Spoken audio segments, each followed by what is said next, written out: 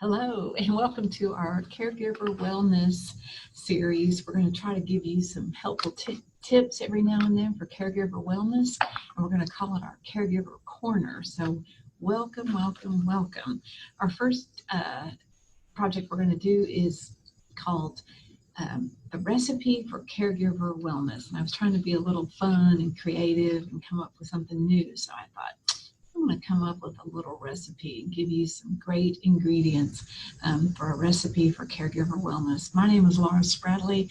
I'm the outreach coordinator for the Arkansas Geriatric Education Collaborative, which is a big long name, and you've probably heard of us if you're following us on Facebook. We're known as AGEC, and we are part of the Department of Geriatrics at UAMS in the Donald W. Reynolds Institute on Aging, and we are part of a federal grant, so we do a lot of help with healthy aging, caregiver tips. We love all of you all, and we appreciate y'all taking the time to tune in today and learn some more new tips for caregiver wellness and to stay healthy. Okay, I'm going to call them ingredients for caregiver wellness, but they're really tips. Okay, so as I said, I'm Laura Spradley, and I know a lot of you already, and I so have been missing you coming out in person, but I want to be with you via technology. So bear with me as I'm also learning this new technology. So I'm recording myself, and I'm going to come to you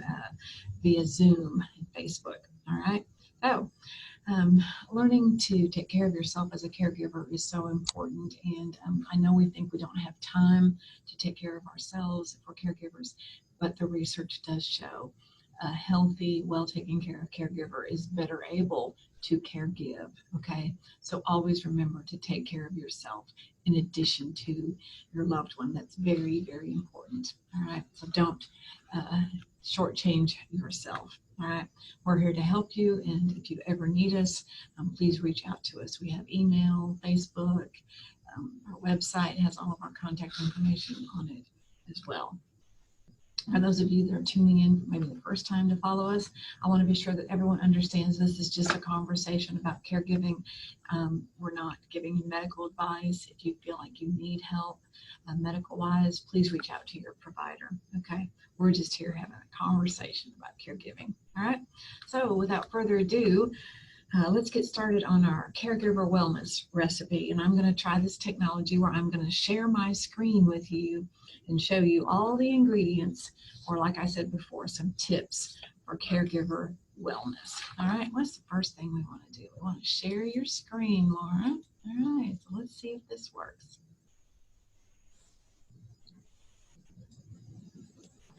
There's our recipe for caregiver wellness.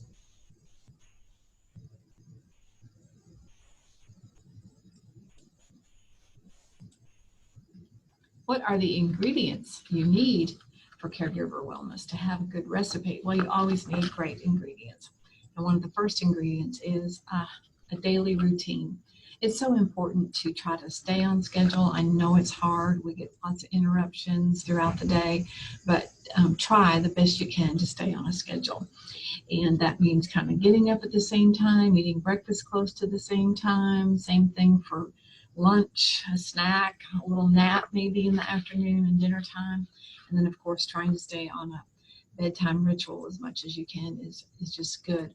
The research does show us that the more we can stay on a routine, especially with someone with Alzheimer's or dementia, the better off things tend to go. Okay, so sticking with that routine. Something fun I read about is writing your routine down on either a piece of paper, maybe an old chalkboard, and posting it somewhere in your home where you can share it with your loved one. And you can both see it. You can refresh your memory on what are we supposed to be doing now and for how long, okay? The big thing to remember about scheduling your daily routine is don't overbook. Don't try to get too much in there, and don't worry if you go over schedule, under schedule, whatever. It's not meant to be a regimented, strict thing. It's just to help you get through the day and to maybe plan some fun things in there and put it in writing, okay? Involve your loved one as much as you can in developing the day or the week, whatever you decide to plan. Don't plan too far out though, okay, because things might happen, but try to plan a day or two ahead, all right? So here again, develop a routine, but flexibility is the key here. What's another key ingredient we need for our recipe? We need to unplug our electronics. I know it's been hard to do that lately, and we're so bombarded with news, and maybe too much bad news, but we need to all try to unplug. And in our daily routine, try to schedule that time where it says, from 10 to 11, we're going to unplug. We're going to read, we're going to listen to music, we're going to go for a walk, whatever it might be, but we're not going to have electronics on. And maybe try to eat without electronics on, okay, and have some conversation or dialogue, but just anything to unplug from those electronics. And that includes social media, okay? So I know we love it, but sometimes we just need to unplug. Some suggestions for when you do unplug: maybe try just actually calling someone, okay? Making a good old-fashioned telephone call to a loved one or a person that you care about and haven't talked to for a while. I know we text a lot and things like that, but actually try making a phone call to that special person in your life. The other thing, this is called snail mail, I know, but try mailing a letter. Sitting down and actually writing a letter to someone you care about, a long-lost relative that you haven't heard from in a while. That's just one or two suggestions from me, but who wouldn't love to get some great mail in this day and age, and especially a handwritten letter? Those are just valuable, valuable, valuable. Okay, let's see something else here. What else do we need for our caregiver? Another ingredient, exercise. Yes, we need to exercise. All of us do.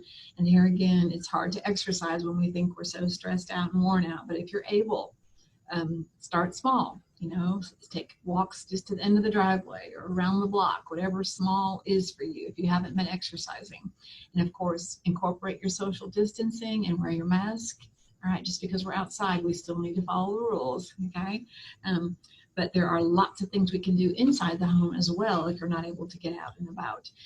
You might have seen on Friday, Leah had her PT Corner up and running on Facebook, and she gave us some great chair exercises.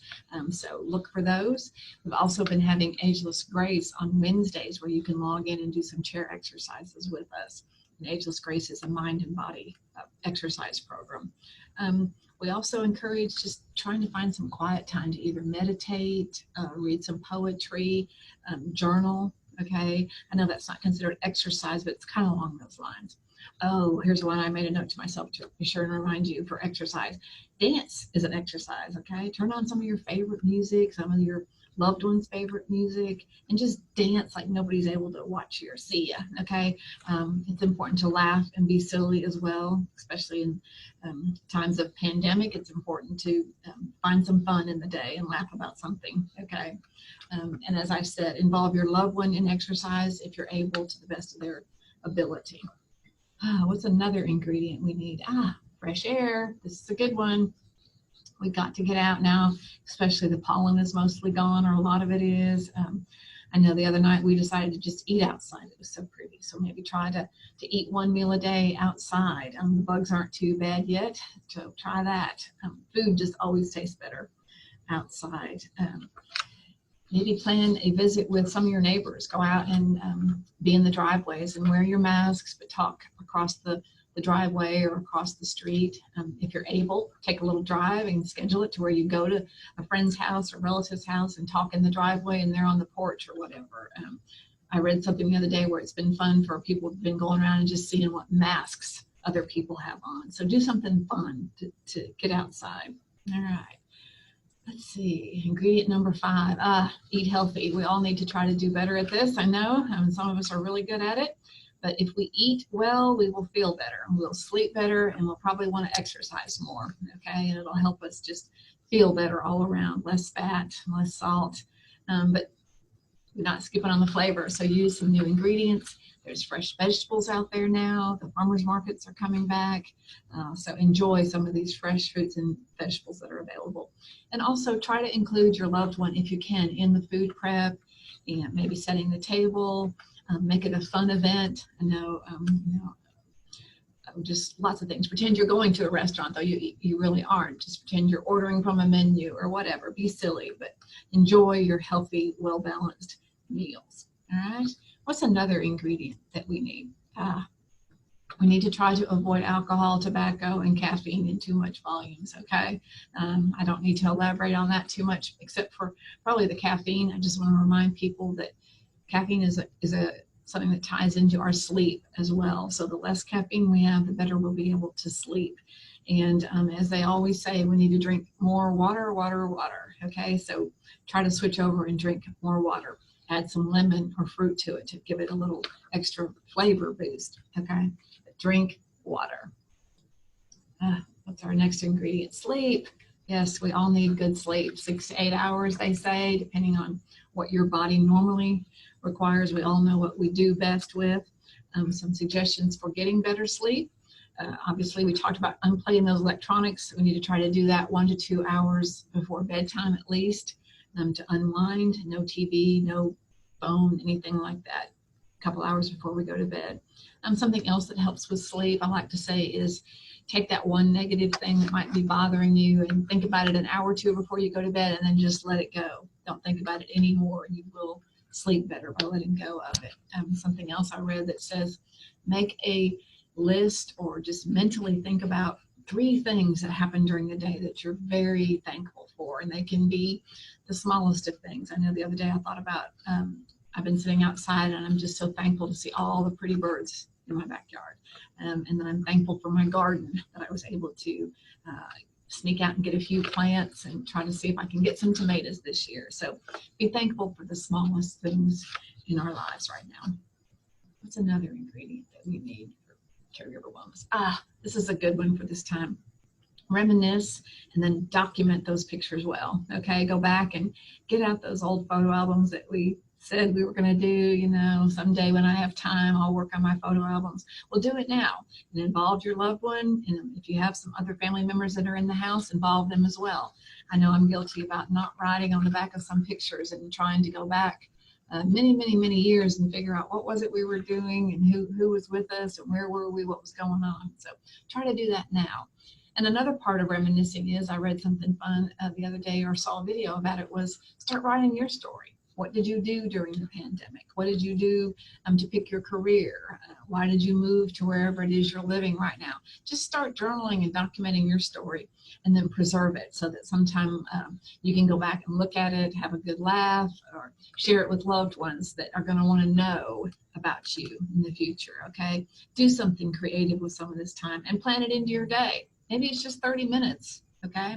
And before you know it, you've been writing a good while, or recording some pictures. And before you know it, you've got a stack of pictures documented, okay? Another thing to do would be to, nowadays and age, if you have a phone that is able to record a videotape you and your loved one or your family members, okay? And get those video moments where you actually hear people speaking. That's a great way to have memories in the future. Let's see. We ought to be coming up on maybe one of our last ingredients. Yes, we're going to mix all of these ingredients well, as the recipe would tell you, but we're going to throw in a dash of knowledge, okay? Try to learn something new every day. As we've talked about, there's lots of ways to do that. When you have your technology on, use it to learn something new, learn a new word, learn about a new hobby, maybe an author or an artist that you always wanted to learn about. Try to learn something new, add some knowledge. You're doing it right now by trying to go over those tips for healthy caregiving. You're constantly trying to learn something new, okay? And then, as any good recipe, all right, enjoy it, okay? But you as caregivers, along with your enjoyment, do try to plan a respite break. The research and studies and documentation show us that if you can get just the smallest break as a caregiver, it's so beneficial to you. So do try to plan ahead for that break, whether it's finding someone to help you out for an hour or two, when and if you're able, and given all the other circumstances, be sure that you plan ahead. See if there are organizations that can help you out, companies that have people to come into your home and help you, okay? But plan for a respite break for yourself as the final ingredient to this caregiver wellness recipe. As I mentioned before, my name is Laura Spradley. I am the outreach coordinator here at Arkansas Geriatric Education Collaborative, and we wanted to bring you this recipe today. We so enjoy being able to reach out to you via technology, and we want to stay in touch with you. Please always visit our website at agec.uams.edu. You're following us on Facebook already, but we also have Twitter now, and I want to be sure I get it right, but we are on Twitter at UAMS_AGEC. So follow us and like us on Twitter as well. I want to tell you to have a great rest of your day. And as always, thanks for tuning in, and we'll see you again soon.